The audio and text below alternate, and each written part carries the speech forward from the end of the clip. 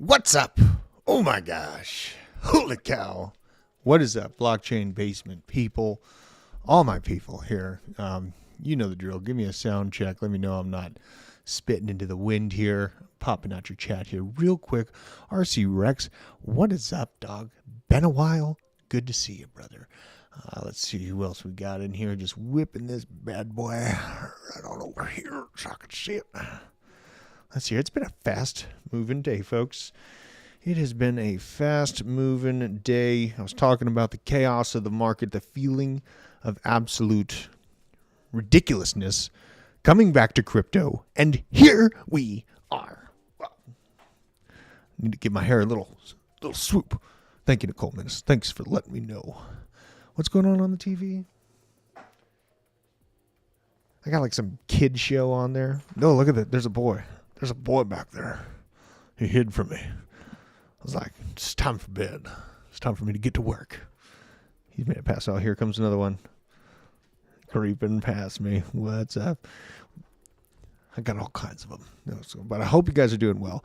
George Satoshi, Mr. Maddock, Mad Crack, Crimson Caravan Company, Chili Rainbow, C90FTW, Scotty Swing, Edward Middleton, M. Veno, DOD Slave, Druth out of beer, yes. Brian Barrett, I am out of beer, but got a little bit of a little mixed drink going on here. I'm having fun. It's nice to be in crypto right now, you guys. It is one of those beautiful times where, obviously we call out all the fallacies in traditional finance all the time, all the reasons why we're here in crypto. I am going to be getting I'm going to be going over a pretty interesting story that's developing in the Middle East right now. Awesome. Snagwood, thank you for letting me know. What?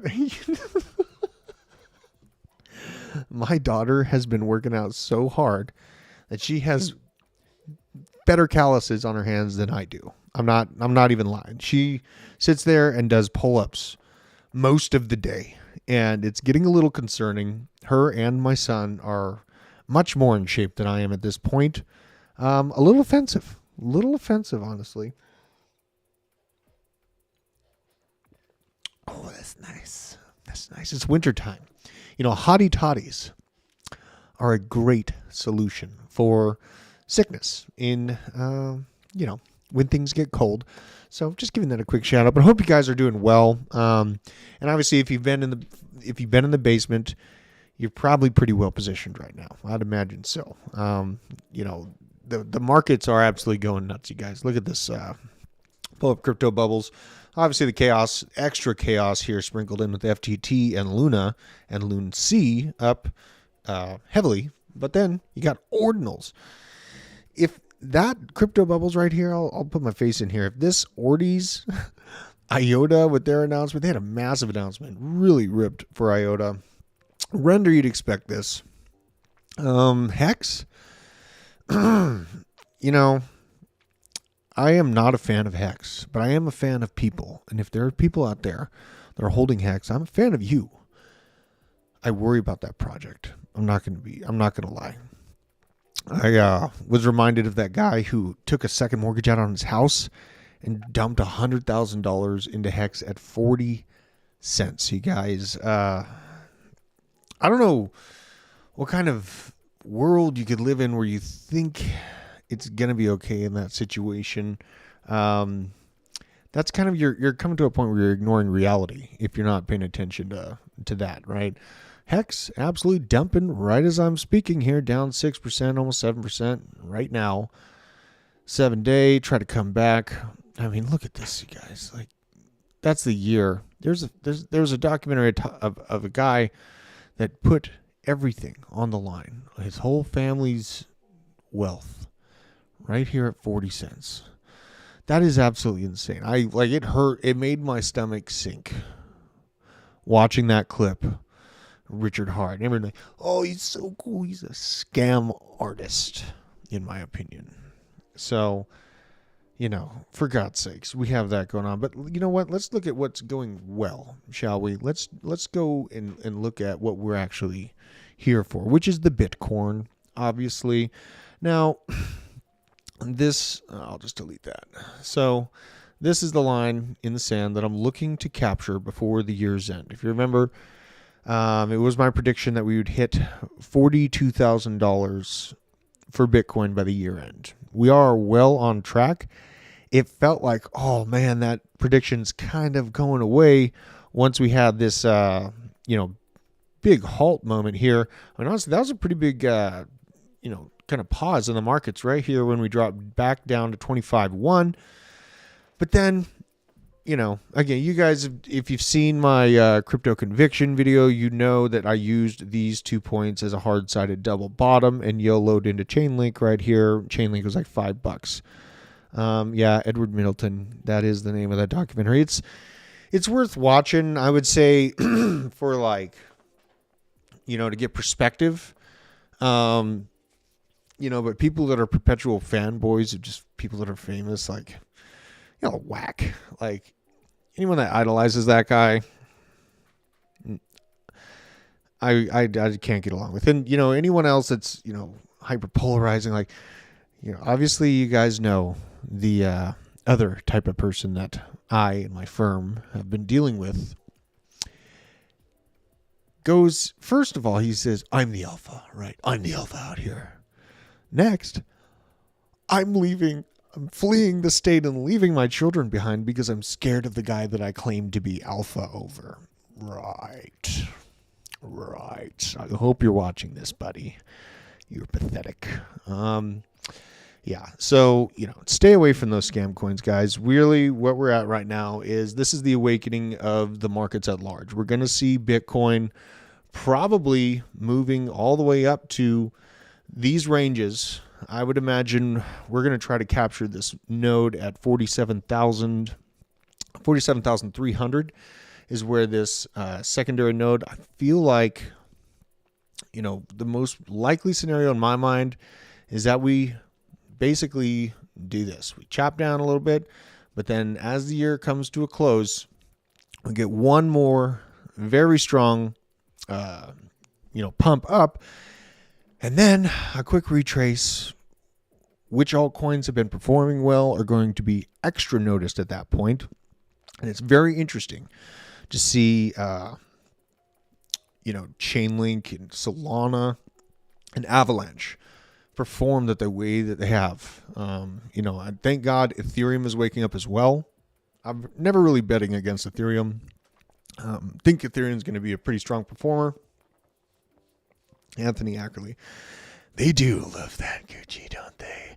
They love overpriced garbage made by near slaves, right? Making pennies on the dollar. That's absolutely, oof, man. I mean, you can get me ranting hard on that. And you know what? It sounds like I might be able to take the handcuffs off from behind my back during this boxing match shortly. I got word of. There's been a lot of things I've been hiding or holding back just because I wanted the actual process to play out as it should. But it seems the time frame for me to have to hold that back is coming to an end soon. And I am super excited for that. Many doubt capabilities of a man who sits and listens more often than I run my mouth. I think they got an edge. You know what? Fafo. F about and find out, right? God, I'm getting wrapped up in that. But Solana's been ripping. You guys. Look at this volume notice created at $57.13 a point of control. Absolutely awesome volume node that is created up here. And big shout out to everyone that was slamming into this thing and had conviction in this project. I mean, my conviction about Chainlink played great, but guess what? People's conviction about Solana, that played out arguably even better. Chainlink had moments where it was very, very cheap compared to what it was, but this thing was $8 at a point, you guys. It was $8.25 right there. I don't need two of these MACDs. Get out of here. So seeing Solana capture, and then you could see the volume node's lower than where it is right now, obviously very strong, but having this kind of buying interest in the, mid 50s, upper 50s, that's creating a great base level. So, watching Solana, Chainlink, this whole market moving the way it is, yeah, we could get a slight delay in January, but guess what? I still think we're going to accomplish our $7 trillion market cap. As insane as that sounds to me, myself saying it out loud, I'm acknowledging the fact that Larry Fink is going to get what he wants, because that's usually what happens, right? The powers that be usually get what they want, and it looks like that's what's happening. So no, I have not gotten into Solana, Edward. I'm actually looking at Pyth. I'm looking at some. See, now, and that's a good thing. That's a good thing to talk about. So, I was slamming into other projects, obviously done great doing so, but then I see other things like this Solana graph, and I'm like, you know what? There's probably going to be a lot of projects within Solana that are going to pump exponentially well, given the fact of how much usage, how much interest is coming back to it. So I'm looking at like Pyth. I'm going to be looking at some more degenerate plays. Pyth, not necessarily a degenerate play; it's a competitor to Chainlink. But when I see things like this, same thing goes for Cardano, right? I'm not interested really in a 40-cent Cardano, but I am interested in Milk or LenFi or some of the lower market cap, much lower market cap projects that can offer that return once people start becoming more familiar with the ecosystems built within Solana and Cardano. They're going to be utilizing those lending protocols, perpetual dexes, so that is where I find the opportunity in seeing Solana and Cardano really, and Cardano hasn't upswing or woken up like Solana has yet. There is still good opportunity in spot Cardano. I'm not saying anything bad against that. Yeah, FL Sunshine, definitely watching ordinals, and I've been talking about them for quite a long time. BRC20s, right when they came out. I tried to YOLO in a few times, and MoonPay shut me down. But good on anyone that's gotten in ordinals. Me and Johnny talked about ordinals quite a bit. It's a very new subject matter that is putting stress on the Bitcoin network. But I think with that stress, it's going to improve the Bitcoin network. You don't fix something unless it starts to become slightly broken. And you see Udi, we broke Bitcoin. They're gonna fix it, right? He's almost like, in my opinion, he's trolling the Bitcoin maxis to get them to be better. It's like a parent that means well for you by pushing you harder. That's kind of my opinion on that. Ordis, ordinals, I think they're going to be here, guys. Like, I know, as chaotic as it sounds, I know someone that, he minted something for like $15 in Bitcoin. Thing's worth like $4,000. It's an NFT, a picture of a rock on the Bitcoin ordinals system. So it's giving off those same chaotic vibes that I got from NFTs in Ethereum, front end of the market. Like it's going to be there. We can, if you're out there fading it, it's not going to make it. Like, you don't want to fade things like that. Super disruptive, hyped up things. You do not want to discount that. So yeah, we're going to check out a few different projects right now. Avalanche, we're just checking out the stuff that I'm always paying attention to. Avalanche, I am hyper bullish on as well. This is where it's sitting. It's got a pretty decent node of volume built up at around $20.90 and still holding just above it. Expect some, kind of a pulsing action here while Bitcoin does its thing. And then what happens after that? It's like a trickle down effect. People are getting into Bitcoin and they're like, wow, this is great. What else is what are some other things that I can get into that are cheaper, lower market caps? That's the natural progression of the markets. So do look out for the Bitcoin pump to translate into, Ethereum, Avalanche, Solana. That's going to happen, in my opinion, for sure. So, that's the deal. Let me let those kids know. Hey, Brownie, turn that down for me, okay? They're watching cartoons. They're moving against the grain. They got that rebellious spirit. It's only treason if you lose, right, kids? So yeah, you keep that in mind. I mean, honestly, this pump, I do think that Bitcoin has the ability. I mean, we're going to take a breath momentarily here, but if you look at this, we're breaking above this volume line right here. It's going to try to tap this 41 and 42 level. This is right at 42,000 flat, where that volume node is actually larger. It's attracted to the larger one. So it'll hiccup a little bit here probably, but I'd imagine that prediction that I made, about a year ago, $42,000 Bitcoin, that might be what we're getting for Christmas, folks. It's pretty awesome. And thinking about that context, gosh, if we could get a Bitcoin halving anywhere around like the $40,000 level, absolutely insane. Sarah, I have no Cardano. I have AGIX, AGIX. It's the Singularity Net. It's the AI play on Cardano. I don't hold any Cardano though, itself. So, I'm not, and again, I see a lot of people telling me to get it. I'm not moved by like community pressure, I guess, because I also, through the different cycles I've been through, I have seen a few projects like EOS or other things where it's like people hold them all the way down and then they just get like hyper aggressive and really angrily optimistic about it and spreading it out there and make sure everyone gets into it. I'm not comparing Cardano to EOS by any means, but I will say that there's probably going to be better upside in the Cardano ecosystem. So, I'm just keeping that in mind. And guys, this volume, another thing the MACD, it's looking to turn green again. Is on a slight downslope right here, as you can see, but that is one thick, juicy upswing here. And again, I'll bring up this. We had a bunch of really experienced influencers telling us that we were going to go to $10,000 right here. Oh, you know what? I'm going to pull it up. I'm going to pull something up here because these people drive me crazy. It's insane to see people with such a huge following. It blows my mind how these people have followings, honestly. Like, don't people get mad after they get wrecked over and over by listening to our advice? Well, here we go. DeFi investor highlighting this out. A new bearish post from Capo. Just drew a straight line down from $2 to $12,000. Look at this. So here's Capo, basically just angrily die.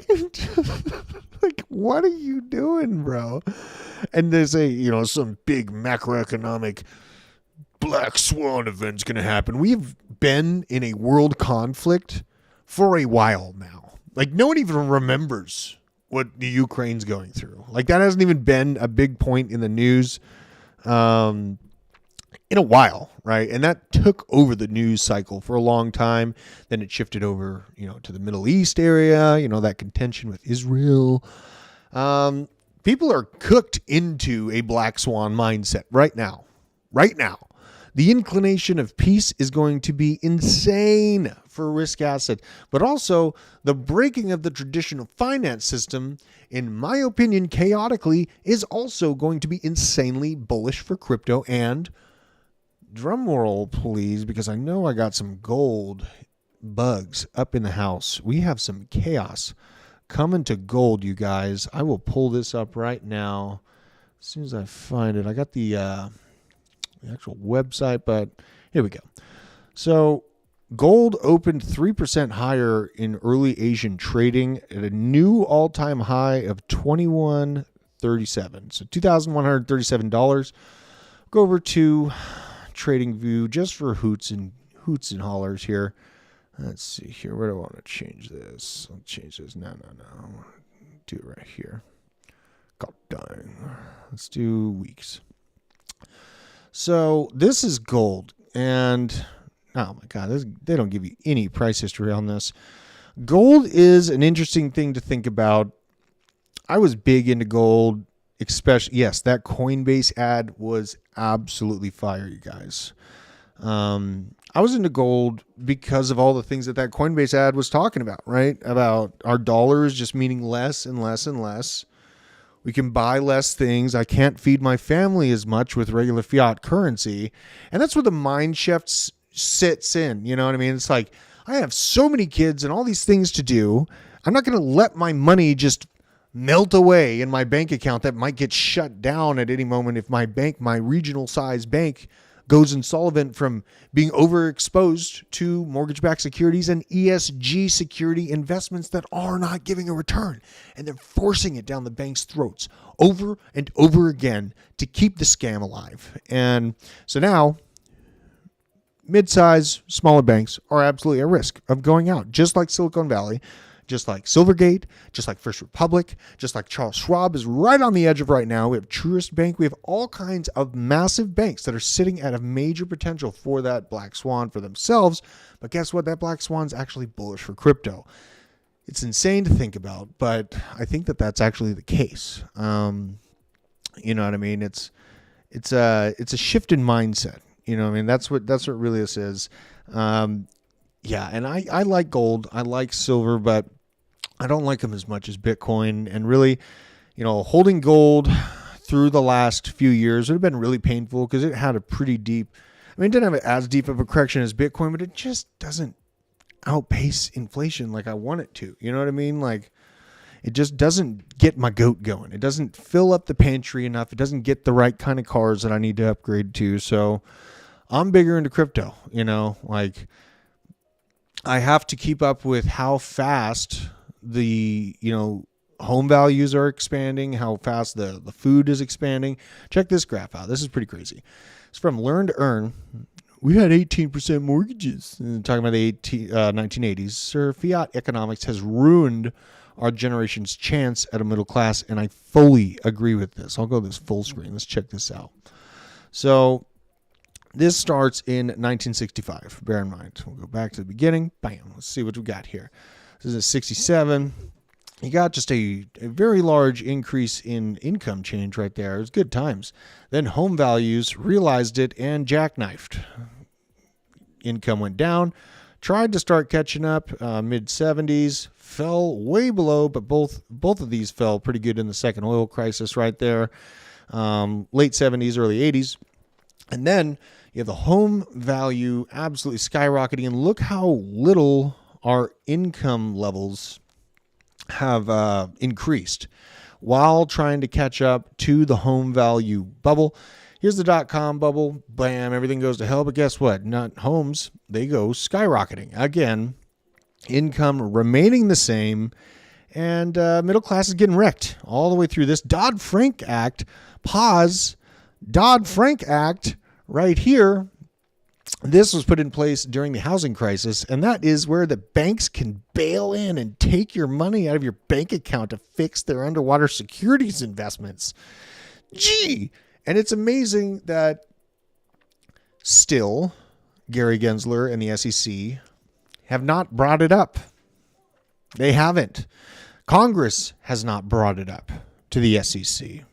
It's also Congress's job to bring up reality. Yes, he is vegan. It is. He won't find out. He's going to find out. Seeing the Dodd-Frank Act being implemented during the housing crisis, right here, beginning in 2007, is probably one of the most nefarious, insane things to do to a population I could think of. You're basically, it's not even that they can own nothing. They owe you everything. It's not that you can own nothing. It's you owe them everything. That's what that means.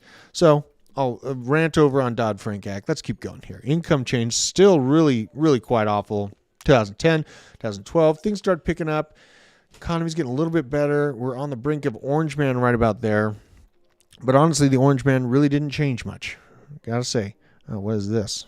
Got a note getting in my way. Get out of my face, man. So that is what we're trying to catch up to. And gold, good to see it alive. Good to see it have a heartbeat. But it's just not for me. It's not for me. You know what I mean? Like, I love the idea of gold, and I love, how it could be a tangible backing for things, but there's a lot of bad stuff that comes along with it too. And, it's not highly divisible. Get to thinking more practically. It's not as divisible as the electronic economy that we have demands. So when I sit back and look at it, from afar, it doesn't have that replaceability of our current fiat system. Really, our current fiat system needs a digital placeholder, basically, for it. And if you didn't know, our Federal Reserve is already just a digitized, ledger that's centralized to the central bank. Hope Javier down in Argentina Oh, BMX. Yeah, you're going to be waiting a long time. BMX, you don't got to worry about me. I'm on the right side, bro.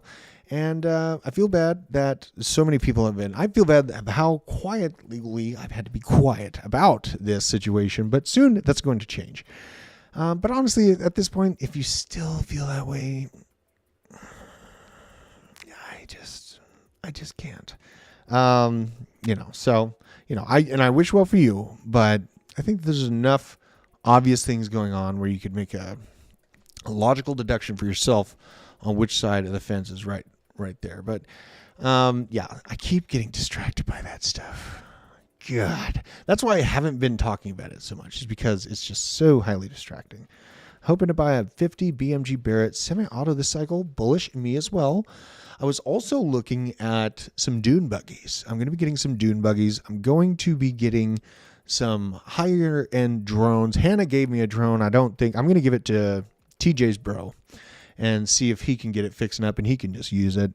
He's very good at drone repair and getting them set up. But I am going to be outfitting the F out of my home life. And, I only have a little bit left to pay on this place. You can see that kitchen and like this whole half of the house costs like $100,000 to get everything done with that. But like, it was well worth it. Putting money into your house with crypto, you got to think like, oh man, this sucks having to put it in the house and you're only getting it slightly better, but you get to live in the upgrades you do. And to a large degree, depending on your demographic, it holds value. It adds value to your house. So, that's what my plan is for crypto. I have those clear visions on what I want to get out of, the crypto markets and how to better my life around me. Looking at, a couple smaller go-karts. I'm not going to get the boy a full-on dune buggy for a few years, but I am going to be setting up basically a location where you can drive it. That's one thing I wanted really bad as a kid, is a motorized go-kart and a tree house, so like that's what I'm trying to get done for him. And I think I don't think I know I'm going to pull it off. It's just about, how big can this get? And that's where, I'm getting heavily positioned in more aggressive projects like Avalanche. Some would say it's not that aggressive a project. I would highly disagree with you. I would highly disagree that Chainlink's not an aggressive project, saying it didn't really pump last time. It went from like $1.50 to $55 last bull market cycle. Sure, it wasn't a god candle that was over in 24 hours like we saw with some gaming tokens and things like that. Those things definitely happen. And if the people that held those tokens were awake when it happened, or they had their alerts on or their sell order set up, they made out, right? But, in essence, like, I feel like we are on track for a $7 trillion market cap. And within that, the top 10 is going to be comprised of projects that are $150, $120 billion on up. That's my opinion.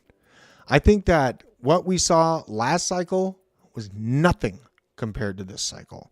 And just to, let's do some comparison here. So just to show you what I'm talking about, I'll go to Avalanche. Let's use Avalanche as the example. Avalanche was kind of on the fritz. Well, not really like on the fritz, but it was very, very new last cycle. Why is my computer acting so slow? Let's pull this up. So I'm going to refresh and make sure I got the accurate information. I got to get off this hex chart. It's like it froze my computer with the scam. BMX, honestly, who you should feel bad for is the kids, the mom, man. Don't feel bad for me, we made our decision because it was the right thing to do. Don't feel bad for us. We're strong enough to fight against people like that. Feel bad for the kids. Feel bad for the wife, for the family. That's who you should feel bad for. Let's take a look at Avalanche though. So here we go. We got a tap out at around $29.5 billion last market cycle. Now, Avalanche, I will say, I do expect it to be hitting around $120 billion in market cap as a reserved estimate. That's without it capturing the center stage, right? That's just with it being an aggressive layer one that is being utilized and has, a good community, which it does, and a and honestly, Avalanche is one of the best gaming infrastructures and gaming developments going on right now.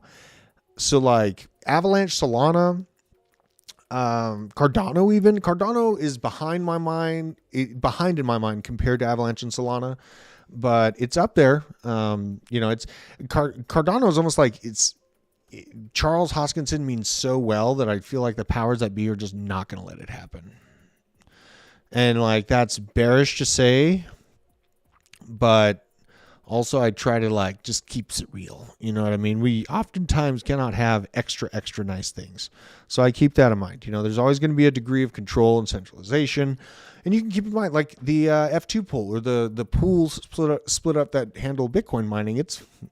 You can sanction, like many people have highlighted, if they get sanctioned, that's bad too, right? So we're up against nefarious actions. We are in the Wild West. You prepare for chaos, right? So let's check it out. Avalanche hidden will be a little bit higher. I think we'll be around like 380 mil circulating, 385, mid 2025, early 2025. And let's just put this down to a more reasonable level, somewhere around $120 billion, right? That would put Avalanche at $323. That is insane moves. Charles eats well. He does. He's he's got good for you, BMX. Yes, good. Continue that. This country needs good, happy families, man. Work hard on your family. Like, families and love is work. It's not just easy. It doesn't just happen. You have to focus. You have to mean it. Same thing as crypto, right? Yeah, man, that is awesome. I'm glad to hear. That's where it should be. So Avalanche, seeing where it's at right now. And again, I think that this $100 billion market cap expectation, $120 billion market cap, in the light of everything going on right now with the Bitcoin spot ETFs, honestly, that's not too crazy of an expectation.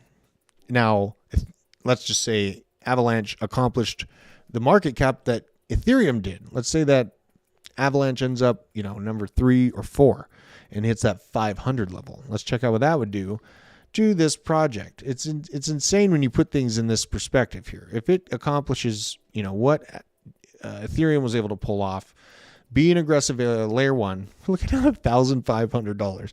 And it's the same thing, the same story can be said for Solana, and it's not outside the scope for Solana to accomplish that either. Because guess what? ARK Invest is out there talking about it openly, right? We have the Solana trust exposure that's rolling out.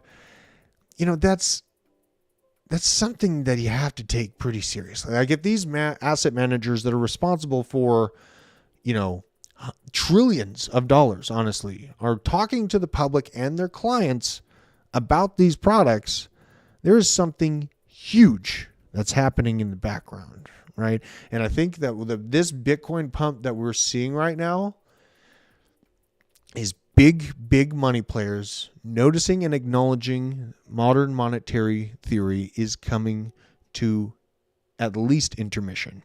There's going to be some changes. There's going to be some conflict that are created out of this situation that's going right now. But you got to keep that in mind. Like, there is some things happening on the DoD side with Bitcoin that I find absolutely fascinating. Let's see here. So we got this from Dennis Porter. Breaking: the United States Space Force Major Jason Lowry sends an open letter about Bitcoin to the Department of Defense Innovation Board. He contends that reusable proof-of-work networks like Bitcoin represent an offset strategy to the 21st century. Let's find out more. So, to the esteemed members of the Defense Innovation Board, during my studies at the Department of Air Force's Air Command Staff College, we were introduced to a concept of an offset as a strategy that leverages technological advancements to counterbalance or negate an adversary's traditional military strengths or numerical superiority. This approach involves the innovative use of cutting-edge technologies to gain strategic and tactical advantages, often in unconventional ways. Simply put, an offset strategy seeks to tip the balance of power by introducing transformative capabilities that redefine the nature of power and the dynamics of conflict. I contend that reusable proof of work networks like Bitcoin represent an offset strategy for the 21st century. Although commonly associated with crypto, the Bitcoin protocol could alternatively be described as the most operationally successful implementation of what early engineers call reusable proof of work protocol. Over the past 3 decades, computer scientists have been exploring multiple types of proof of work cybersecurity protocols. It just so happens to be the case that 14 years ago, a reusable proof of work cybersecurity protocol was developed and adopted for the initial purpose of securing financial information against systemic exploitation and abuse, thus earning the name Bitcoin. Oh, man, there's something big coming, you guys. This is nation states. This is nation states getting ready to go at it on much more than a kinetic on the field level, right? They're looking to control networks of secure information across the world. It's coming. And you talk about, I brought up the marriage of, Bitcoin mining and, oil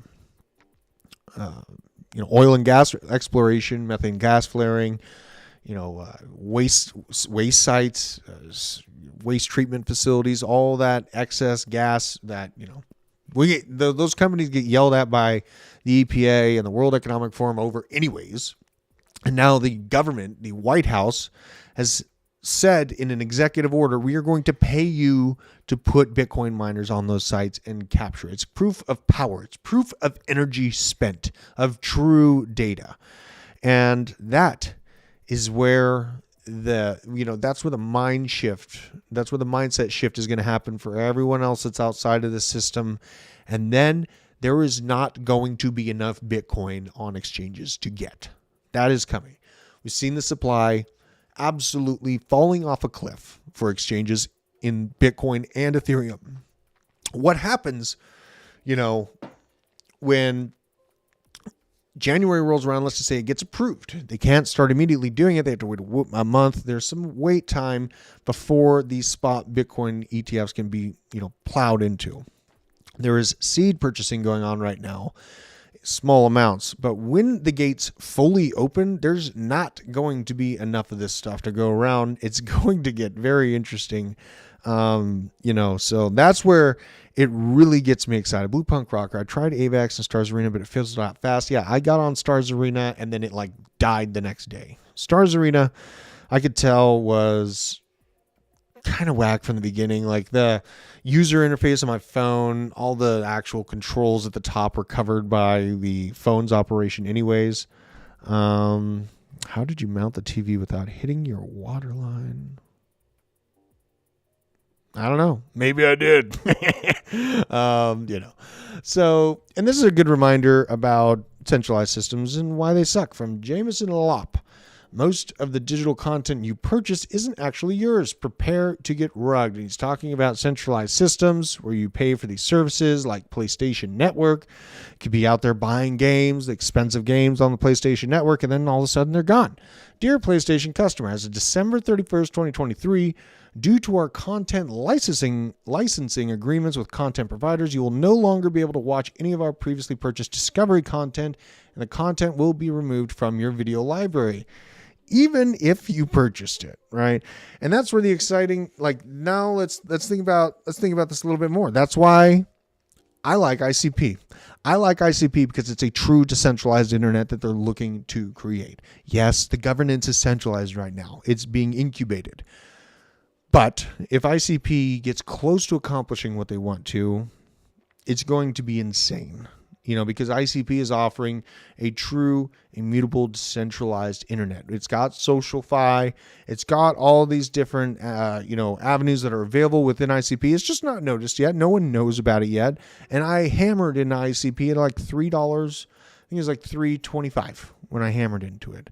So, keep that in mind. I do hold it, but I do also feel like there's a good reason why I hold it, is because it's shooting for a very, very high target. It's trying to bring canistered smart contracts to be utilized within Bitcoin, on top of Bitcoin.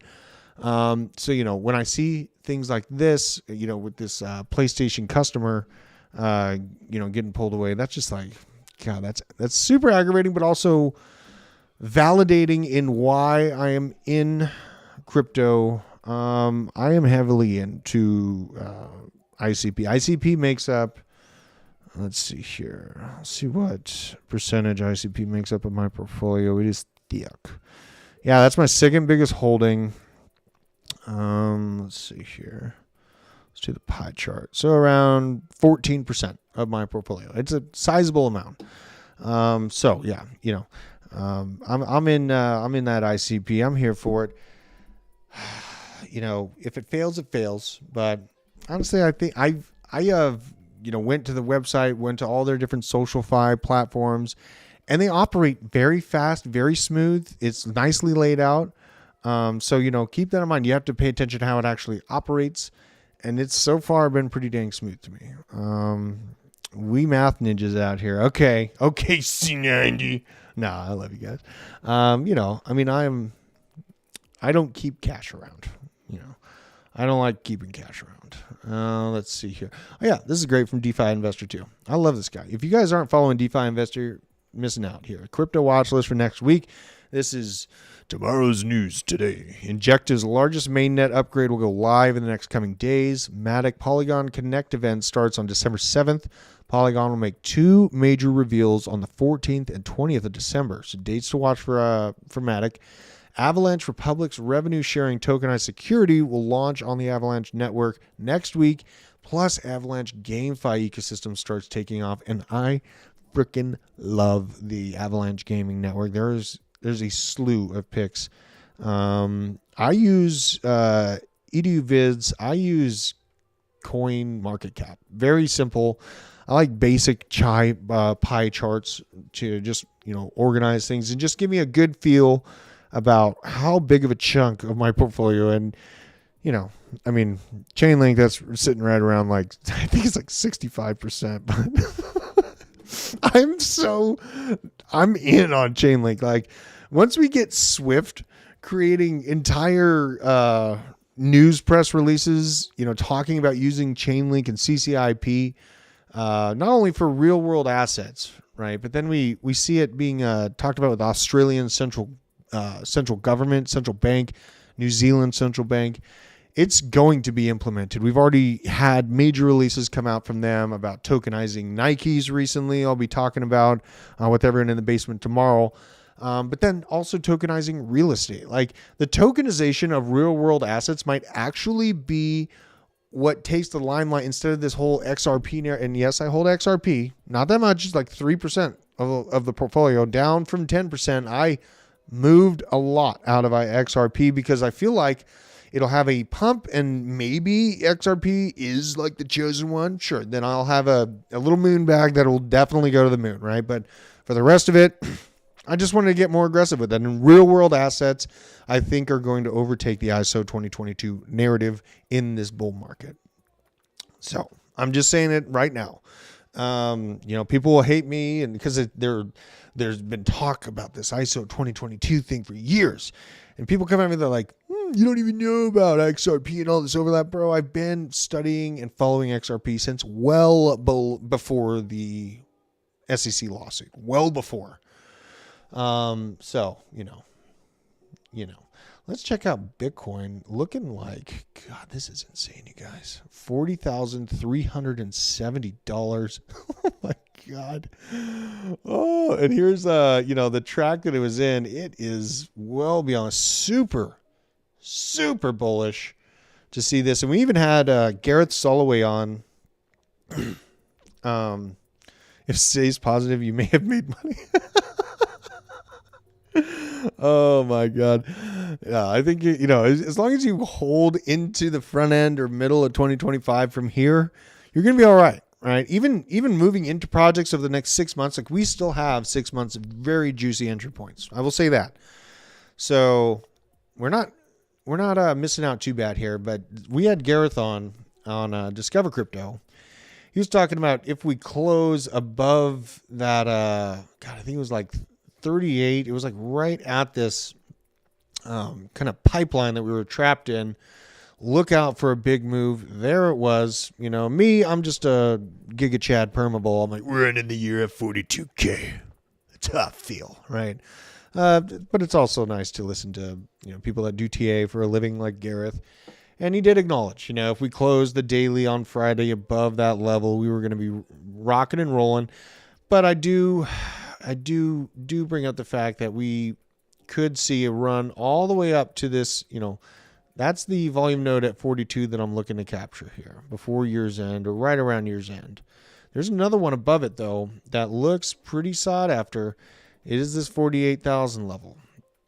Now, will we get there and then absolutely just crumble when we do? Probably. I can imagine a situation where we pop up 42, hang out for a bit, chop around a bit, then punch up to 48 and then get slapped down right in time for the Bitcoin halving. So, keep that in mind. And don't act like it's already over with yet. Like, yeah, Bitcoin has a lot of zeros behind it at this point, but, and yes, he was saying that. We were bringing it up to him quite often. Every time we see him, we're like, I'm still waiting for it. He's cool. He knows. At least stuck to his guns, but sometimes his guns are wrong. And then he seems to have that level of, not over ego where he's analyzing the new situation. He's making reasonable calls for the short-term bullishness that we're looking at. Now, capturing that CME gap at 19.7, that's not looking so hot. I'm just going to tell you right now, it's not looking so hot. And here's another thing. A lot of people are like, hey, doesn't BlackRock want to take a bunch of losses and realize all these losses and get it super, super low before they move all their institutional investors into? Sure. But also they need somewhere for their institutional investors to go to that's not getting gutted by losses right now. Now all of the banks and all these huge macro heads that act like they're just geniuses are starting to talk about the unrealized losses and realized losses within banks, right? It's like $700 billion on the mortgage-backed security side, but there's also another like $1.4 trillion on the real estate side that no one's wanting to talk about because that's a pretty ugly situation that you can't really do much about. This is making a situation, basically the Federal Reserve has no choice but to move into quantitative easing right around the middle of 2024, which they've already started admitting quietly. For those that are listening, they are admitting it. It is happening. And yeah, Chili Rainbow, if that does happen, then we buy some more. We know the game. We know the routine here.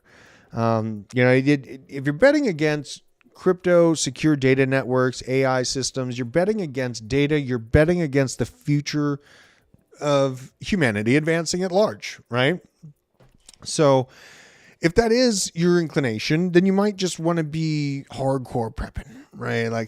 And by the way, if you're in Georgia, go to the Preparedness Depot. I went there this weekend, and I go there every time there's a big swap meet. Very, very cool people, and really great selection at the Preparedness Depot. So, if you're in northwestern Georgia, if you're in the woods out hanging here with me, go check them out. But if that's your inclination that it's all going to go to hell in a handbasket, you might want to be burying food in the woods.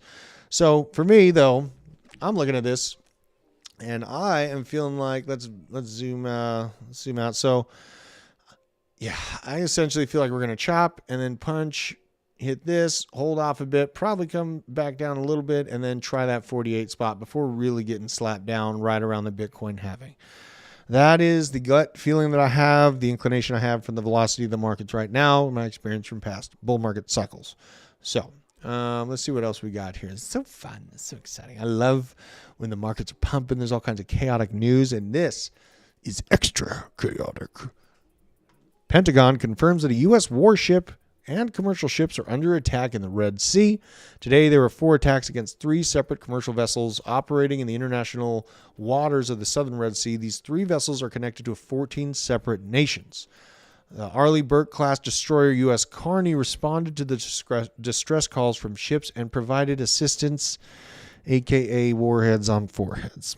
And there's a lot of people betting against the power of the United States industrial military complex, and I will say, my dear sir or madame, you are respectfully and undoubtedly incorrect if you're thinking that this is going to be easy for Russia and China to pull off any sort of degree of real dethroning of the United States It's up to us to dethrone ourselves. So, what's up, Crypto Stevo?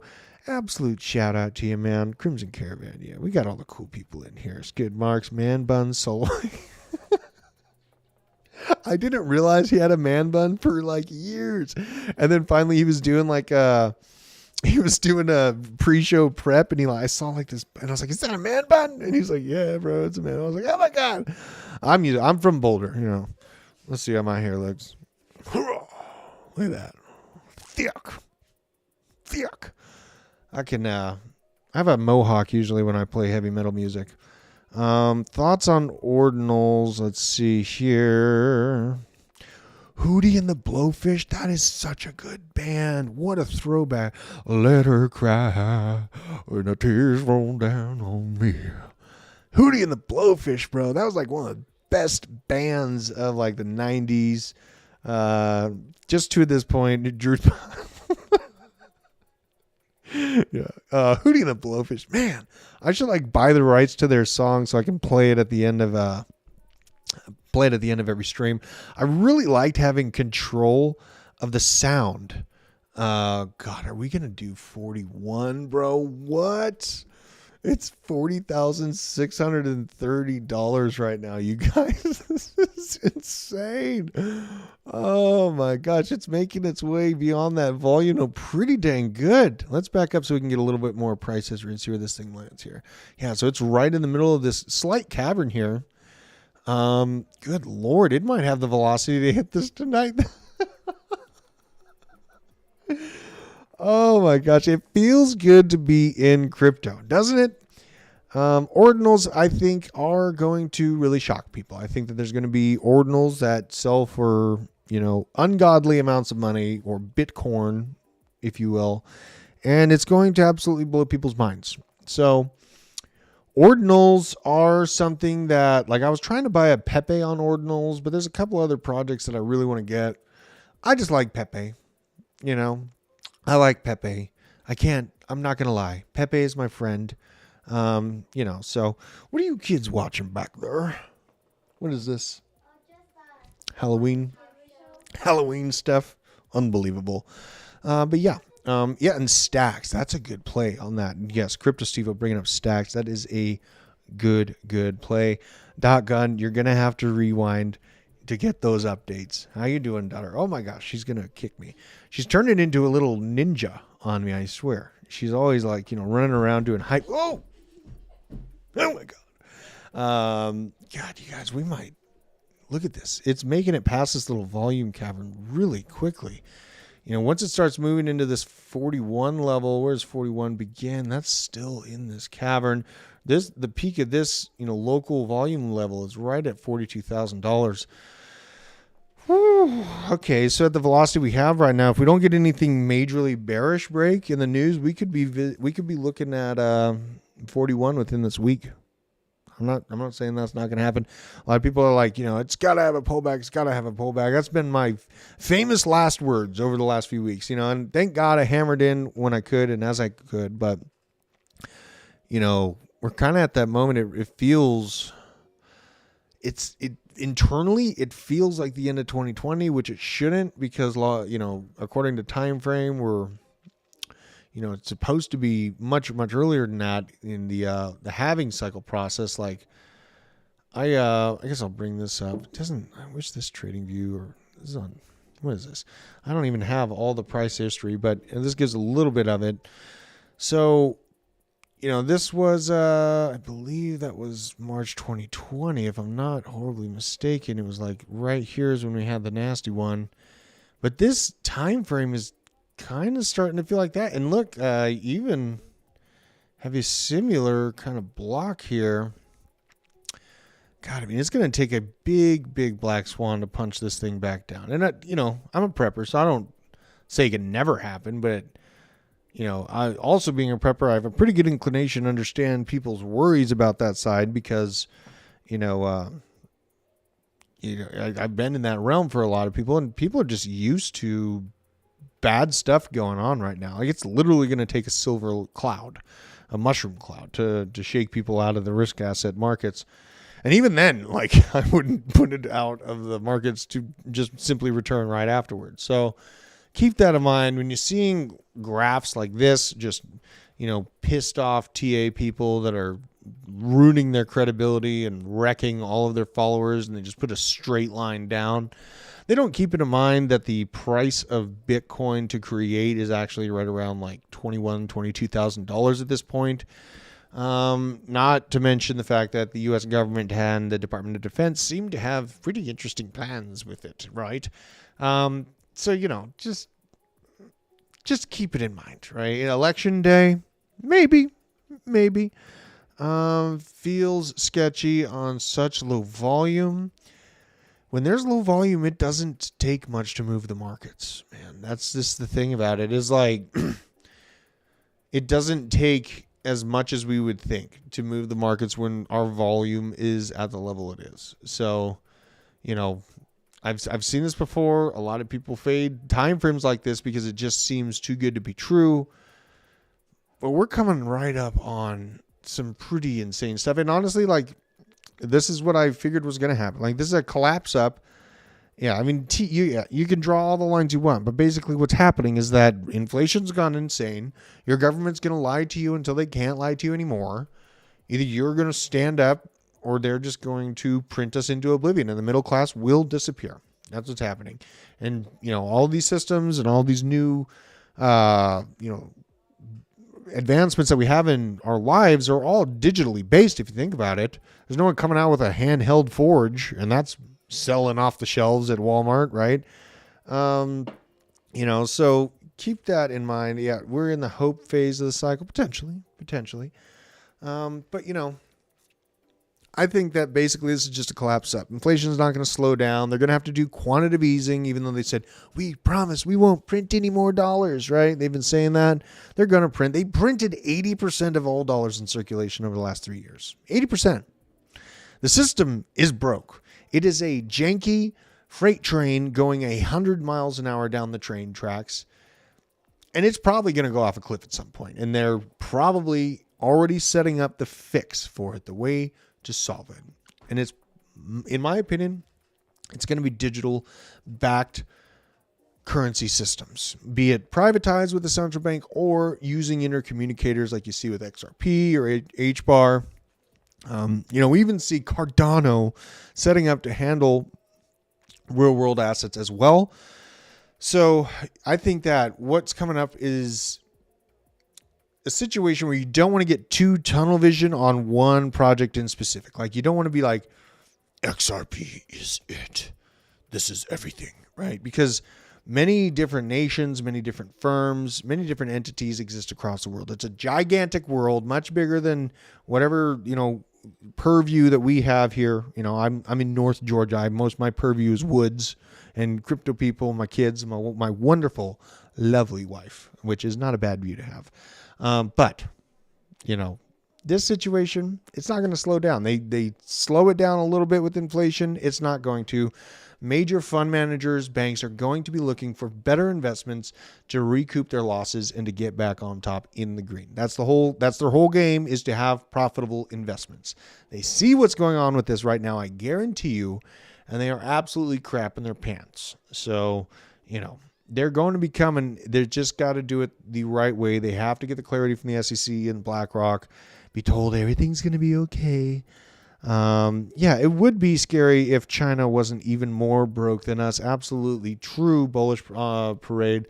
Let's see if I have that twit. I pulled up a twit about Evergrande because they've been demolishing entire cities that they built.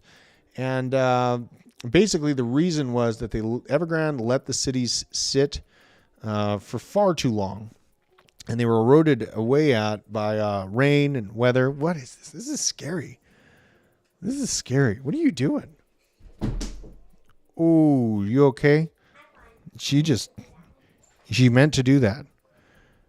You might want to be careful, babe. Baby, please be careful. Go to bed. You kids go to bed now. Oh my gosh. Are you all right, kid? Yeah. All right. Good Lord. All right. Turn the TV off and go to bed, buddy. Let's see if I can find this bookmark. God, that was scary. Having kids is so scary. Like, they are so crazy.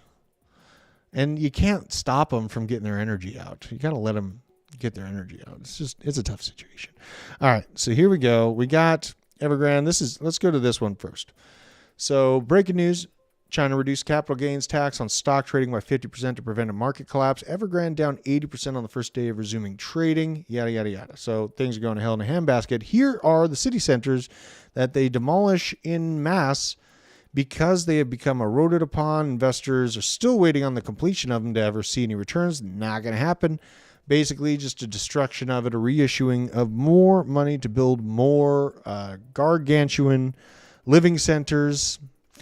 And the cycle just continues on. Be like, how could they do that? How could they possibly just blow up $1 trillion worth of work? Because they don't care. They don't care. They're in charge. They just go to war to fix things. They go to war to distract people from things. And yeah, they are worth it. Bronny, seriously, buddy, go to bed. Okay. All right, I love you. You want to come say hello and say goodnight to everyone? Yeah, you don't have to. Oh, he's all sad at me. It's pretty late over here. Yeah, so let's see here. Humble joke. A joke is defined on how you absorb info, not by who's attempting to give you the info. You are your own person. You're responsible for your intake. I promise this. Jeez, this generation is lost. I don't see the generation is lost. It's got some work to do, but I think that seeing the yearning for something more than just the 9 to 5 and the, situation where you're basically just essentially a slave with no, you're a prisoner with no bars. Basically, if you hate your job, you go 9 to 5 and we're stuck there and you can't even afford to go out or take your family out for dinner at the end of the week. That is a depressing situation that has become. And I think that seeing younger people want something more and demand something more is healthy. So, I'll just say, like, that's not the situation right now. I've seen, like, my pops. He gave 25 years of his life to one of the biggest printer companies on the planet. And what they do for his retirement? They kicked him out early, right? Some Chinese company bought it out. They kicked him out early. They absolutely rugged my father after he put his soul into building that factory. And it's disgusting what I've seen. And honestly, I don't feel like retirements are going to be available. By 2035, 401ks will mean nothing. That's what I feel. So I have some disdain against that system. I have happiness that I've escaped it. I beg people to as well escape it because it is a very, very depressing situation. You know what I mean? And even ignoring my crypto and just doing my day-to-day life and paying for everything as is, that's super painful and expensive as well. So I don't want to poo-poo on a new generation that is being feisty about changing things. I think that things should change in a cataclysmic way. Because it's not right to not be able to take your family out at the end of the week after working 60-hour work weeks. That's not right. Here is an interesting call from Jacob Canfield on what he thinks is going to happen. His playbook, according to him, is that Bitcoin will hit $48,500. ETH will hit $33.50. And then we'll see a pullback. Then, after the pullback, right around the March halving, and that's what I'm thinking about when we get the pullback. And this is a reasonable take here. Then alts will go absolutely bananas. And I would agree with that. That seems pretty much what I'm looking at as well. I'll go back to this. Where is this? 40,700 now. Oh, my God. So we are absolutely flying to 41K. Wow. Wah, wee, wah. Where is the 41K now? God, there is not much up here. Back up a little bit. I mean, now we're going through some old price volumes. This is the visible range profile, so it's only pulling the volume from right here. Oh, man. It is still within this cavern of volume right there. End of the year, I think 42. Yeah, I'm feeling strong about it. Even like 42 and a half. And that's like with things not even going that great, you know. Yeah, your grandkids, let's make our grandkids thankful, right? That's the goal here. That's the goal here, is to set them up right, not leave them penniless in the continent that their fathers had conquered, right? That's the wrong thing to do. We need to be stronger than, you know, just little sheep that can be shoved around by the powers that be and forced into a fiat currency and expected to just be okay with inflation taking away our variability to sustain ourselves. That's not okay. It's not okay. So, you know, that's where the power of Bitcoin and changing our life, taking control of our futures comes into play. And, you know, everyone that's here in the basement, all these familiar folks, I've been able to be graced with being able to meet many of you. And I appreciate every single one of you, you know, that comes out to the Hit Factory and hangs out with us, because like it means a lot to really be able to rub shoulders with the people that we talk with every single day, the people that we are giving these calls to every single day, because we've been crushing it, you guys. The basement, I don't even remember if there were any other channels that were hard-sidedly, no, we will not lose this level. And we were, you know, so that's why I feel so proud about this channel, about the community, is because we didn't bow to fancy, you know, popular talking heads within crypto. And, you know, I'm not I guess maybe I'm popular. I'm not really that popular. I just am a hard worker. I don't need popularity. I'm here to give concise data, concise reasoning for why monetary policy is happening the way it is, and to push back against the talking heads that try to explain everything like there's some level of responsibility left at the Federal Reserve. It's not there. It's not there. It's a show. It's a game that they're playing with you and everyone around us until we can wake up and fight back. Let's see here. Chile. Oh, yeah. Oh, yeah. We got it going. Yeah. Bullish on parade, you know. I mean, you could say, you know, he can rest in chaos for all I care. Let's see here. What else do we got, you guys? There's so much going on. I'm going to go through my bookmark. I've bookmarked. I come in on Monday with like 1,000 bookmarks, and I got to honestly kind of calm down. Johnny told me I need to calm down. This is Chainlink talking about Nike utilizing it for NFTs. Imagine if a collectible sneakers could be authenticated, tokenized, and transacted on chain. These sneaker DNFTs would automatically track verification on authenticity, past owners, and condition, leading to greater transparency for all. And sure, you can apply this to shoes, but the thing that comes to my mind, what about houses? What about vehicles? That would be absolutely amazing. That would be absolutely amazing. Let's see here. Then we got, what is that? The boys. My kids are so chaos. This is an emergency live stream, you know, so. All right, watch out for what? Watch out for what? You know, I am so sick of people giving that guy more. He is a fucking... Soon. I will go into it. I promise you, I will. Here is Elon Musk continuing to call out George Soros. Last month accused Soros of fundamentally hating humanity and eroding the fabric of civilization. Today, Israel's UN ambassador Gilad Erdan condemns Soros for funding groups allegedly connected to Hamas. Ooh, that's not good. What if they're able to prove that? That'd be a pretty bad look, wouldn't it? So yeah, just going to get you slacking. Who's going to get me slacking? Who's going to get me slacking?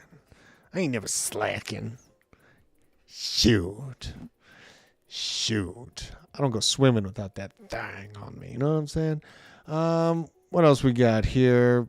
Just a bunch of other hoo-ha. Nothing that really matters a ton. This was interesting, though. This is on the middle class, you guys. We're in a restaurant bubble. This is from Joe Cresanda.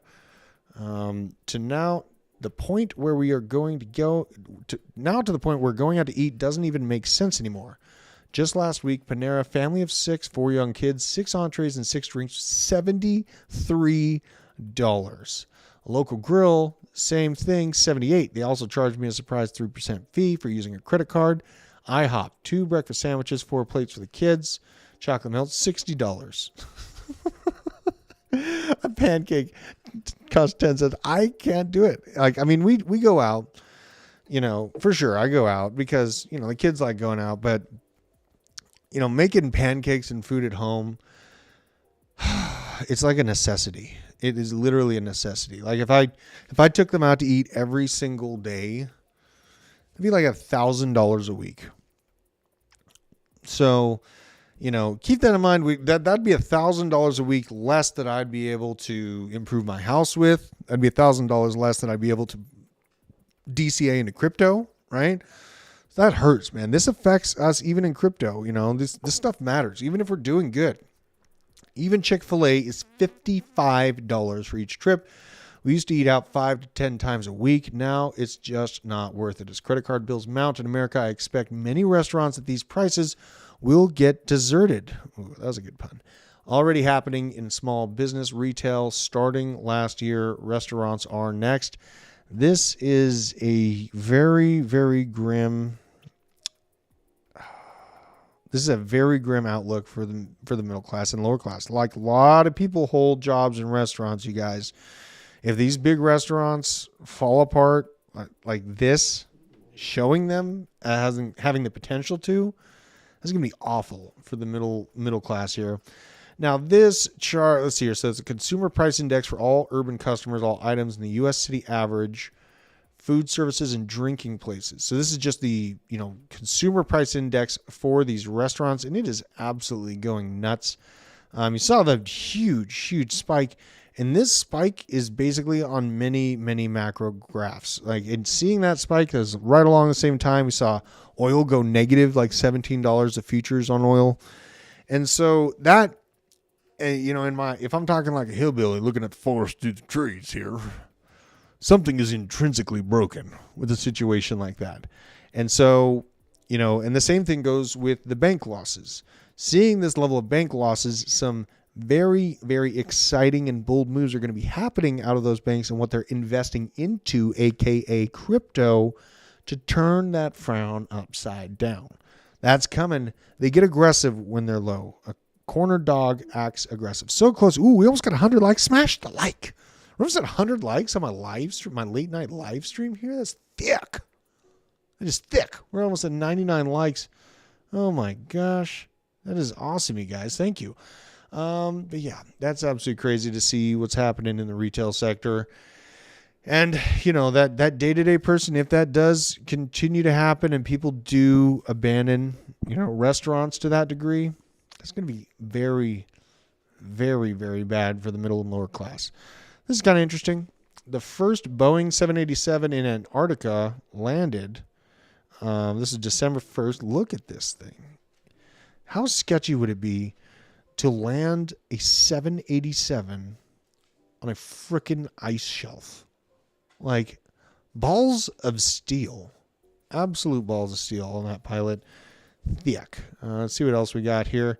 Heavy snow and ice has frozen jets in Munich bound for Dubai's global warming conference. Awkward.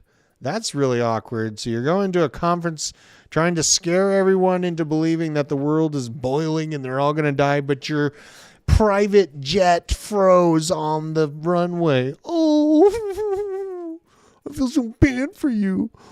War up. That's right, Manawak. There's a time for peace. There's a time for war.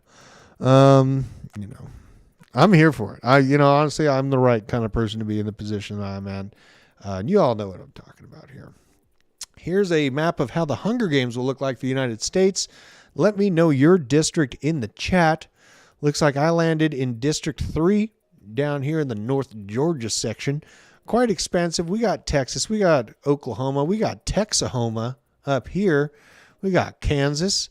Absolutely nothing but pheasants. And really, I don't even think Kansas has that great food. Arkansas. Lots of trees. Mississippi, Alabama. There is quite a bit of foliage in the Appalachians here. Colorado up here absolutely sucks. If we are in the Hunger Games, things get really bad.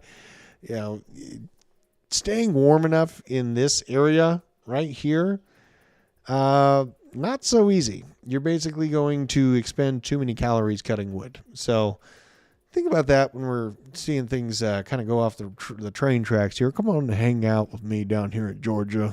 Water's fine. What's up, Ian Diaz? What's up? Don't hunt, eat plants. I have a bunch of chickens. I don't necessarily hunt them, but I do harvest them every now and again.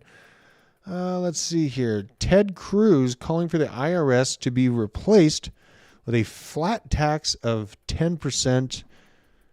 Interesting idea, Ted, but how about you give me a refund for the $80 billion in military equipment we left to the Taliban? Then we can start talking.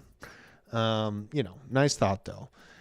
Now, we have this. This Federal Reserve is insolvent. That's ridiculous. They cannot go insolvent because they literally just print us into the moon, but they are highlighting the reverse repo operations today fell over $100 billion.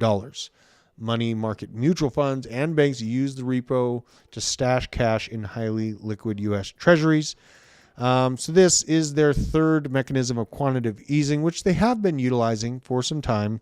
It's a quiet, sneaky little one, and people don't pay attention to it, as much as they should. Reverse repos is definitely, it's not as bad inflation-wise as pure quantitative easing. It's a slower burn, and you're just creating these unrealistic expectations that will never be met by the buyers of the treasury bonds. And you come in, repossess the bonds, offer them another one, and try to convince them into another one at a higher yield to outperform inflation because they're losing because of how much money you're printing as well. It's such a jacked up situation. If you really think about it, they're only staying around and buying these treasury bonds to remain decent. There's probably some underscope deals being made, right? On that institutional level. So, Kansas, let's see here. We are testing ground for a new food franchises down in Kansas. Kansas has some amazing pheasant hunting. I absolutely love hunting in Kansas. The open prairie, God dang, you can I walked for like 25 miles one hunt in like one day, and it was just white out blizzard, and there'd be, a group of pheasants come out, and it's just such a magical hunt. Love to harvest your chickens. So there you go. See, other people harvest their chickens too.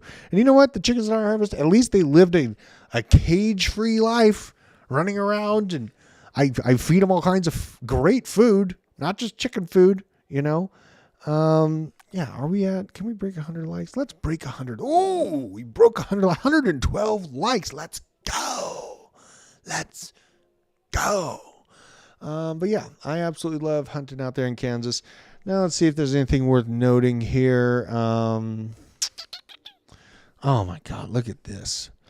LL launch, loan USD, $51 million raised, $30,000 in liquidity at launch. And here's what happened. What the man? People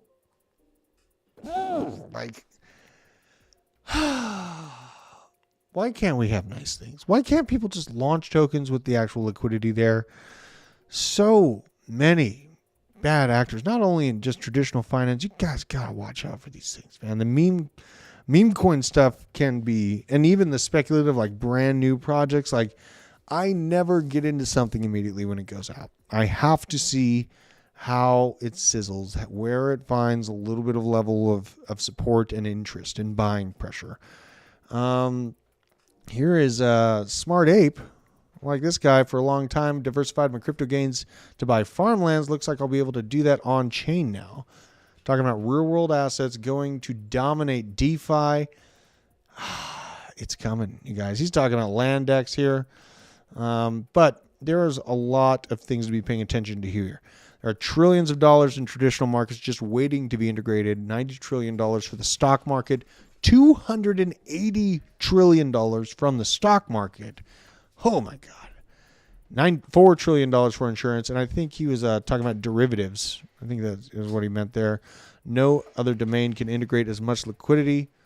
RWA is the only one. This is just a comparison on what we're dealing with here. Here's the derivatives market. 1 quadrillion, right? Thick. You got insurance, right around 4 trillion, global trade, 28 trill. Here's crypto. Look at this. 970 billion for crypto and then 55 billion for DeFi. Here's gold sitting at its 10.9 trillion. But this is just a great way to visualize. We are this tiny little bubble right here, this tiny little square, and this whole shebang is seeing red right now. Oh, there she is. I caught a picture. She walked by. You want to come say hi? You don't have to if you don't want to. It's my wife. It's my wife. How you doing, honey? He's being chaos. This is what we're going for. We are looking for a chunk of each one of these sectors. So there is a lot of good getting out there. Have you seen Drew? The kids know better. I mean, you know, I'm not that huge. So yeah, we are very early. There's a lot of stock holdings, a lot of derivatives that are in the red. They are looking for ways to turn it back positive. And yes, the stock market, it's going to keep moving forward.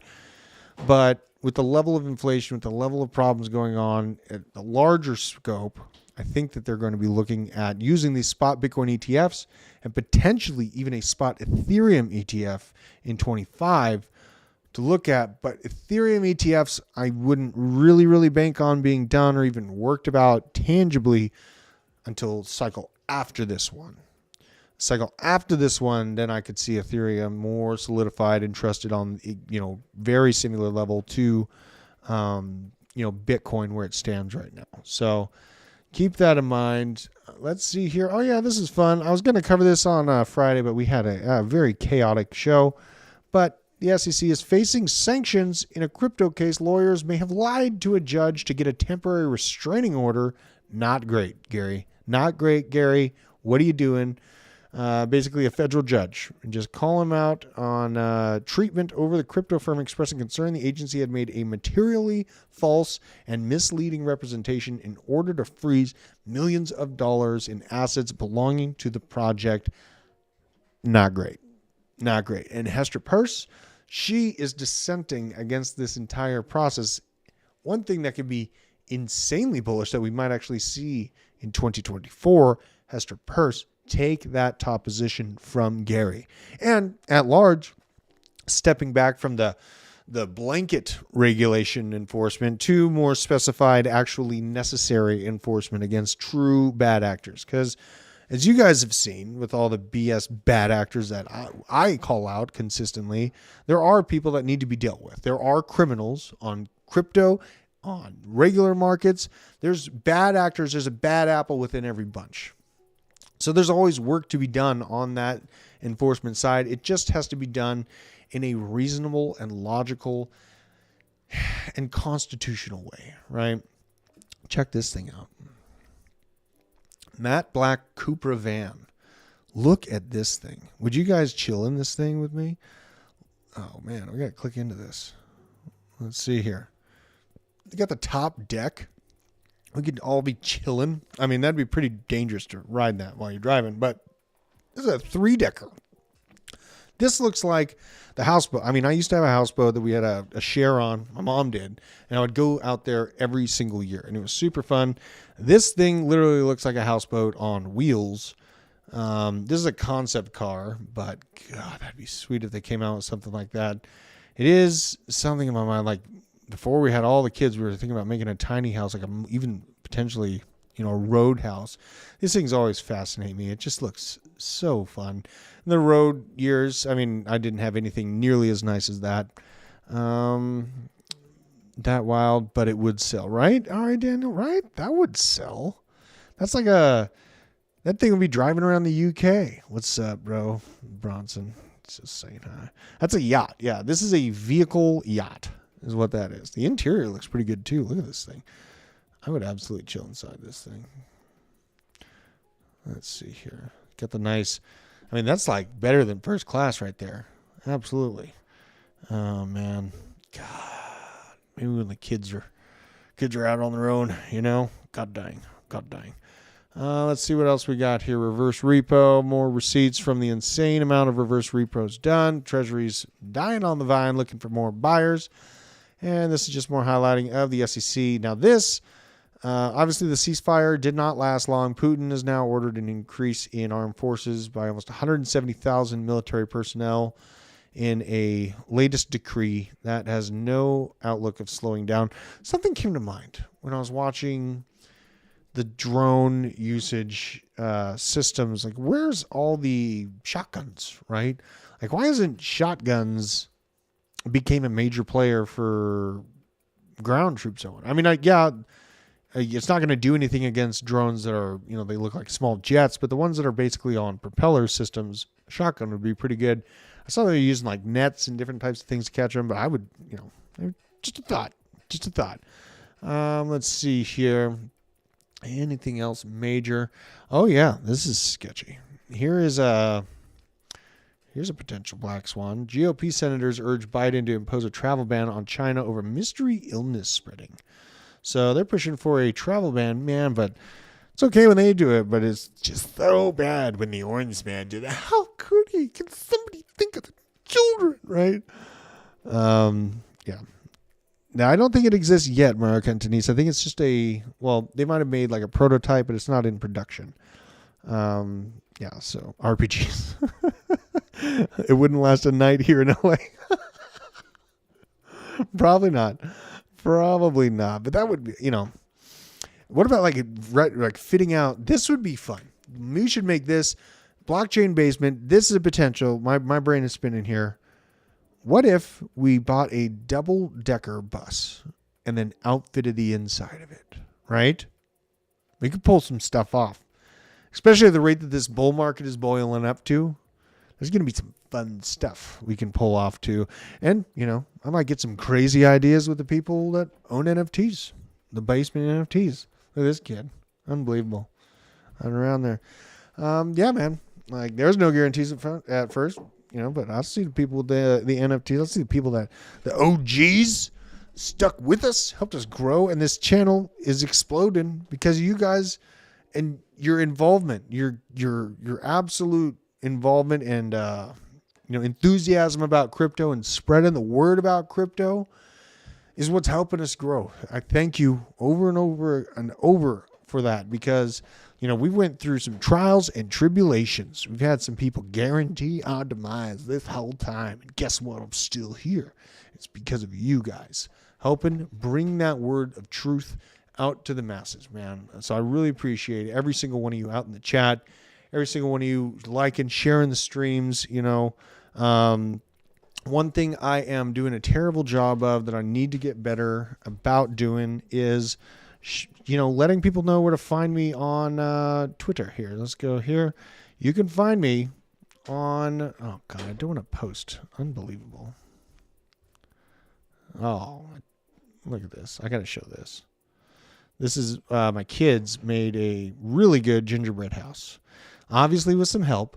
But one thing I will say is I squeezed the icing pack too hard and exploded it all over my hands at the very beginning of this process.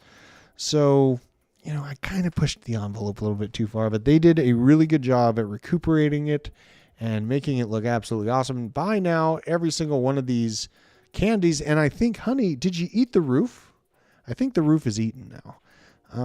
I think they ate the roof, but follow me on Twitter at Druth Crypto, you guys, and share the message. You know what I mean? I only got like 1,700.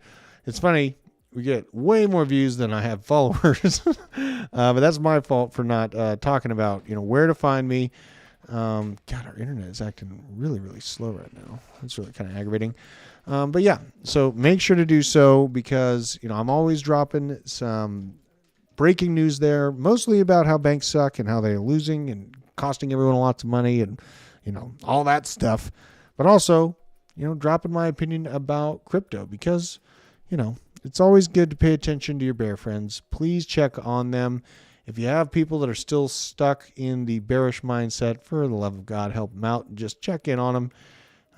We've got Elon Musk out here hanging out, going down the right rabbit hole.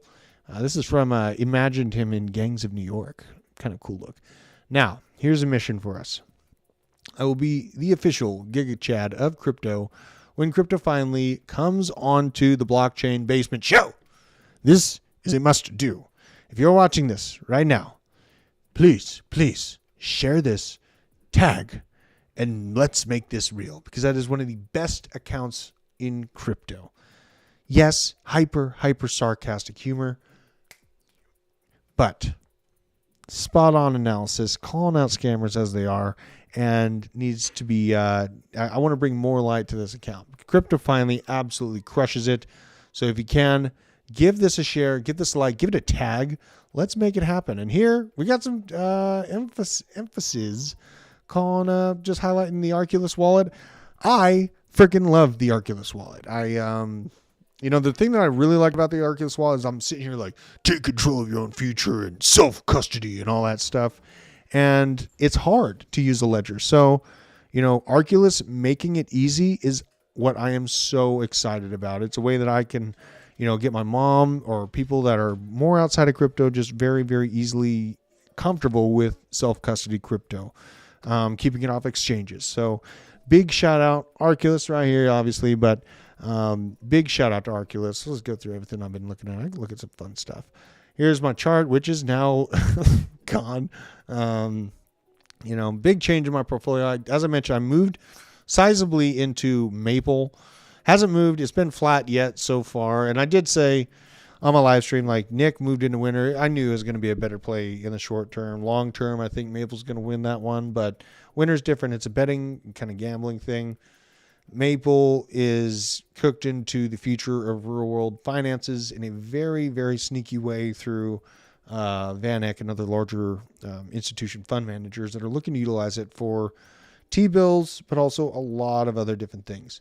So, I'm seeing that for Maple. And yeah, guys, I think that's everything. I don't know if this BitLab Academy sale is still going on, but make sure check in on that. If you are BitLab Academy is like really great if you're just now getting into crypto and you need like a full understanding, start to finish. BitLab Academy is a really great place to go to. Give you a good understanding, a baseline understanding of how to use on-chain data, along with technical analysis. Yes, I know a lot of people. TA has a degree of reasonability for me.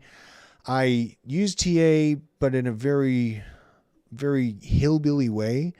But honestly, it's kind of really worked. Like, look at this. Just to show you, I need to pull up a different Bitcoin chart. This is not sparking joy. This is not sparking joy. But if you just drew a hillbilly line from the top of the last bull market cycle to where we are today, guys, like TA does have its usefulness. It's just you don't want to overdo it with all these. I know a lot of people that like live and die off spider lines, and they are getting wrecked right now because they're expecting these consistent pullbacks and all this different stuff. They're not sprinkling in the chaos factor that comes along with macroeconomic uncertainty, war, banks going under. They're not sprinkling in that understanding. Celestia, effing awesome, up $700 on a 200 investment. That's sick, man, walk. I was like, Celestia just came out. I'm going to give it a week or two, and then I'm going to get into it. Not a chance. I'll check out the Celestia chart here in a second. Here is Bitcoin, though. And this is what I'm talking about. Hillbilly TA, guys. Look at this. If you literally just drew a line from the top of the last bull market cycle, understood the 4-year halving process, then you would know that at the peak, we dropped down by 75%, right to that line. Just a little bit under it, honestly, because we had a little bit extra going on with the FTX. And that that line that I had built from 2017 all the way to when we got this buying opportunity here in 2022, end of 2022, it was still there. Oh my God. I wonder if that started the intro music. See, it can be useful, but you don't want to have it as everything. You know what I mean? You don't want to have it as, you're living and dying off of these spider lines and parabolas. You know what I mean? You can either want to control your freedom and not get rugged by fiat useless currency or not. It's just that simple. Like, and all the stuff in between, sure, that can keep you busy and, preoccupied or whatever. But the baseline understanding of how we're being screwed on the standard level of living and how we can escape being screwed and actually control our future with crypto, that's the baseline understanding that is necessity. All the TA and all the other stuff, that's just a cherry on the cake in essence. So TIA token, let's look at TIA token. I think it's been ripping. God, it's still trending $9. Oh my gosh. Now, seeing TIA token act like this before even having the real notice to the market comes back, this will probably melt face. I'm not even going to sugarcoat. Like, I know it's been ripping, and famous last words, I'm waiting for a pullback, man. All I could expect at this point is to get somewhere around the $5 level. That's if I'm lucky. Oh, man. Here's the thing that on TIA token that I still have this up. This is the October 31st unlock. It does unlock in a big way. October 31st of 2024. But that's quite a ways away, right? So, and by that time, there's going to be a lot more interest in the markets. Celestia doing this while things are boring, that's not boring. That's a 330% gain. That's insane. That is an insane move for not even bull market time. We are like in the rumblings of a bull market, but this is basically crabs cutting bears' nuts off right now. Let's look at the crab market. We got a little bit of chop. What Matic at? Let's see here. Hopefully Matic broke $1. That'd be really healthy to see Matic break $1. I hold Matic, so I should probably know this. Because Matic was very, very robust at the beginning of the bear market beginnings. It held up really good. I think it held up at around like $1.25 through the real majority of the pain point of the market. Let's see, it's 82 cents right now. This is the all-time graph. I chose Matic in 2020 because I had a good logo and had a really great time with it. Peaked out $3, just about. It was like $2.70, $2.60. And here's the strong performance over the beginning of the bear market that I was talking about right here. I mean, yeah, it spiked down profusely, right, when things really started going bad, but it recovered and really even moved all the way up to $1. Was it $1.45, $1.48? That's a great performance pretty early on when things were super, super boring. But what was going on in this time frame is Matic and Polygon were still announcing deals with Disney and, what was it, Instagram, all these gigantic corporations. And yeah, they're corporations I don't necessarily like. Seeing their business development team hook up with those types of companies, though, while the notice was not in the market, showed me that they are working very, very hard to be the preferred layer 2 for Ethereum.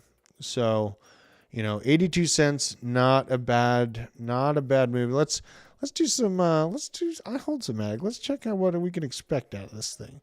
So, and this keeping in mind, I don't think Ethereum is going to get dethroned. I do think layer 2s are still going to be useful and / necessary. Got peak 1221. It peaked out at $19 billion. Right. Do a little flash view. Not too bad tokenomic inflation situation. Pretty reasonable.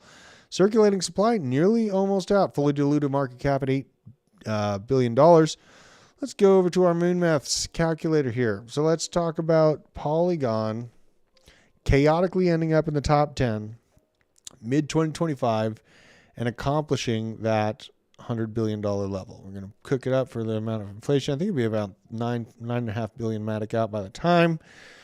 And let's go down because that's way too much. Let's go to it. Let's just say it hits 100, right? So that's a 13x from here. That's $11 a piece.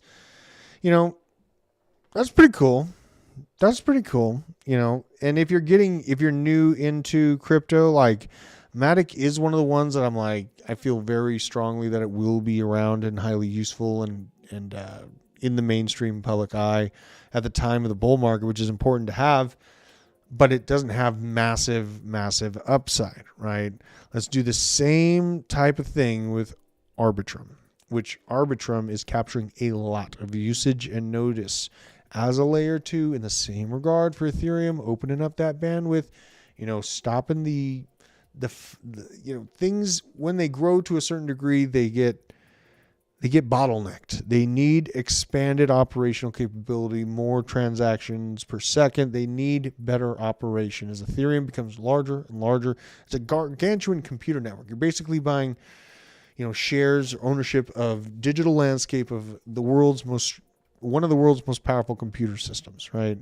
Arbitrum, let's see here.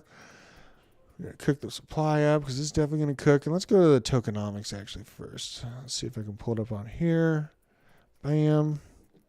This is token unlocks is what I'm using to figure out the future tokenomic outlook for Arbitrum, because I know if I remember there were some big unlocks coming up that I remember seeing. Yeah, there it is. Okay. Let's see here.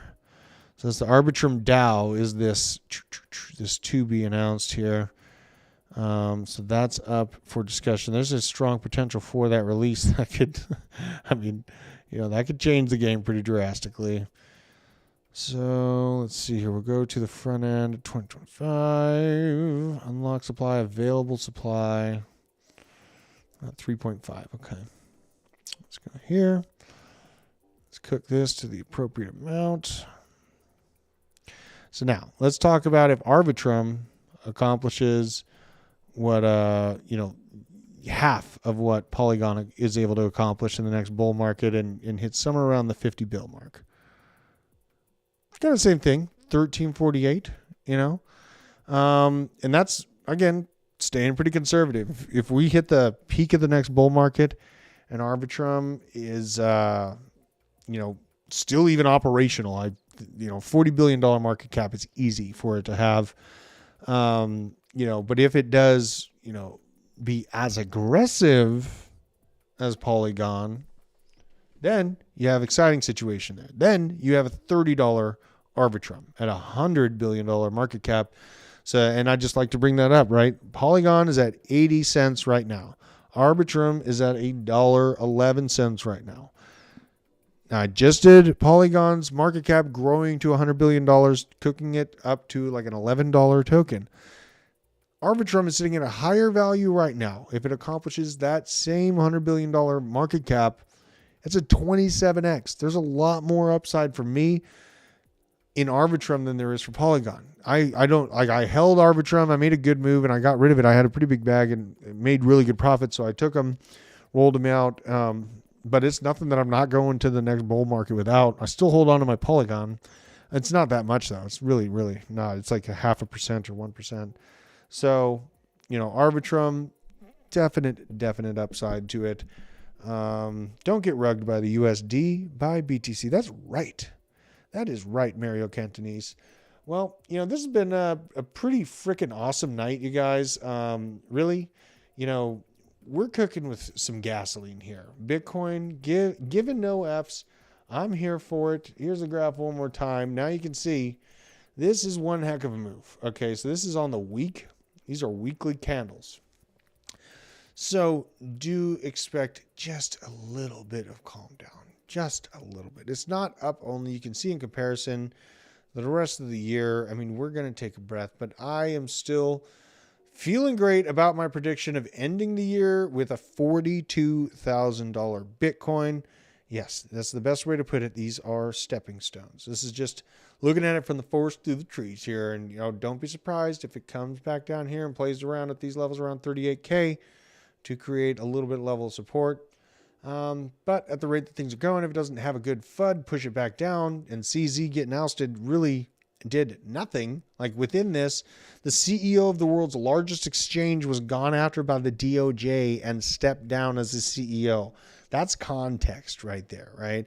Right here, this nasty red candle right there already was going on for Bitcoin. And then the government of the United States released and said, hey, by the way, we're having a banking crisis, you guys. And Bitcoin was like, what? And it has absolutely, I wonder how much we're up now. Since that March 10th, very ugly day for the banking infrastructure, we are up by 104%. Wow. I had tons of people hitting me up when the banks were going out. You know, they're still at risk. They're not out of the water yet. They have a BTFP bank term funding program, which is backstopping their losses right now. It's not infinite though. There's going to be some large changes with those mortgage-backed securities that have to take place and the investments there within for them to stay solvent. What it will look like could be quantitative easing. It could be just a never-ending dump into BTFP to backstop them for perpetuity, which I don't think is going to happen. I think it's more so just going to be a quantitative easing to bring those risk assets that they hold back up. But yeah, I mean, we're up by 100%, 105% since that banking crisis. One of the absolute best talking points for someone that's looking to get into crypto, talking about how risky it is, right? Guess what? It was risky being an SVB or Silvergate or First Republic or Charles Schwab. When that March 10th timeframe happened, you can just show them what happened to Bitcoin in the same regard.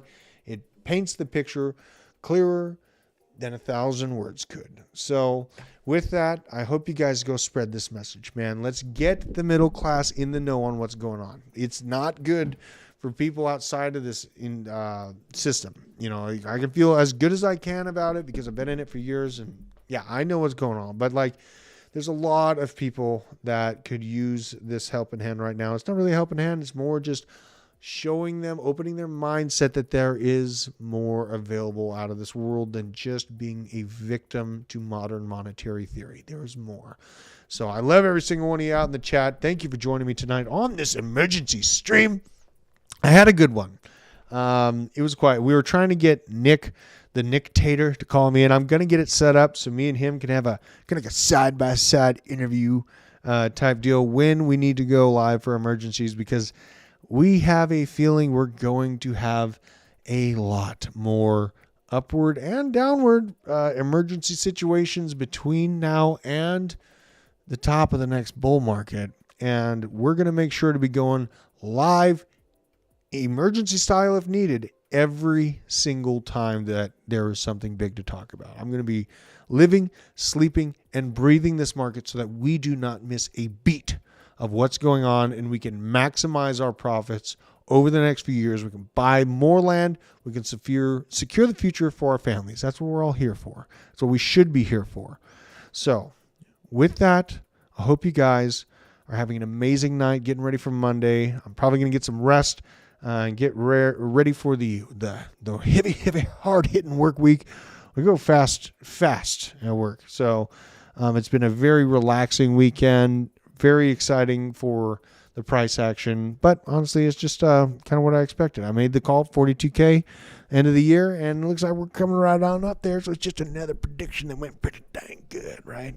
But all you are amazing. Nicole Minnis, thank you so much for everything you do. Chili Rainbow, Prepared Scouter. All right. Right on.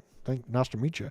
C90FTW, Shake and Bake, Chili Rainbow, Crimson Caravan Company, Ari Daniel, and the rest of the crew, Mario Cantanis. We got all the OGs up in here. I know Manawak was in here. Manawak, we got to go back to the Prepper Depot sometime. I got some ideas, my friend. I got some ideas. But I'll be seeing you guys in the morning, probably be running the board for the main show, and you will see me on the Blockchain Basement, 2 p.m. Eastern, and probably do another live stream. I'm thinking about 9:30 Mondays and Wednesdays. I think is the best time to consistently go live at night. Obviously, got to make sure the kiddos are asleep. But you are all awesome. Share the stream. Make sure to tag Crypto Finally. Let's get them on the show. Let's make this happen. And I'll be seeing you guys shortly. Take care. Ciao.